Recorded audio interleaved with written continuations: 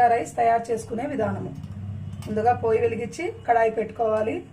అందులోకి 2 టేబుల్ స్పూన్ల ఆయిల్ వేసుకోవాలి. ఆయిల్ వేడయ్యాక 1 టీ స్పూన్ జీలకర్ర వేసుకోవాలి. 1 టీ స్పూన్ సాజీరా కూడా వేసుకోవాలి. అందులోనే పచ్చిమిర్చి తరుగు వేసుకోవాలి. కాజు ముక్కలను కూడా వేసుకోవాలి.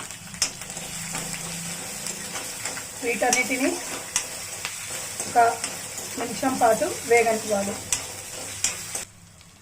ఈ విధంగా 1 నిమిషం పాటు దీన్ని వేగనిచ్చి రైస్ను అందులోకి వేసుకోవాలి. వేసుకొని ఈ విధంగా కలపాలి.